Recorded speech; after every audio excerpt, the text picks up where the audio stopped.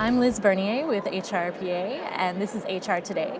I'm here with Stephen Oziel from Compass, and he has just presented a compensation presentation called Not Safe for Work Compensation. A case study. A case study. So could you tell us a bit about your presentation?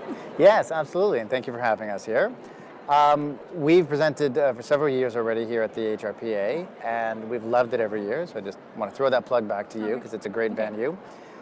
We've always believed, though, that a case study, working with a practitioner, a CHRO in this example, is always the best way to go for the audience in explaining the do's and the don'ts of compensation and examples of how it's done from a consultant's perspective and from the practitioner HR's perspective. So this year we had Colleen Bailey-Moffat, who is a CHRO from Enercare, to join us, and we went through a number of scenarios, and the premise was ultimately come up with responses and answers, ideas, solutions that are not necessarily safe for work, not in the internet sort of way, but in the way that is right for your organization. Be bold with your ideas, push them through, because you know management sometimes it's all about cost cutting and they don't necessarily understand HR, performance management and paid changes.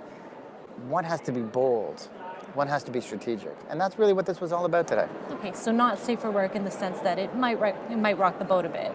It needs to rock the boat because what happened and what was right in 1985 still won't work, even though we still have some employees from 1985, and you know, we need to move forward. Okay, so can you talk to us a bit about dealing with that potential conflict that might arise and working through that to get to the solution we need? Yeah, so it's really interesting. There's the right answer that the textbook tells us of how and why people are paid what they're paid, and the seniority or performance management. But then there's the other reasons that we really can't talk about, but that really happens in reality. And that would include sometimes people are lucky and they know people, or they're in the right place at the right time. You know, they tried really hard for that 1 year. And it's dealing with those exceptions and understanding and allowing them to be, but also within the context of doing it what's right. And a CHRO has to be bold enough and confident enough to balance between all those exceptions and those unquantifiable events and wrap them into structure that makes sense and is equitable across the organization. Okay. And we were speaking right before we went on camera about the one key piece that you feel is behind the gender wage gap. Can you talk to us about that? Well, yes. So I'm glad you asked me that. Why not? You know, we do see a difference, and there's many different reasons why there's a difference, but I've always been in the belief of the motto, he or she who asks is he or she who gets.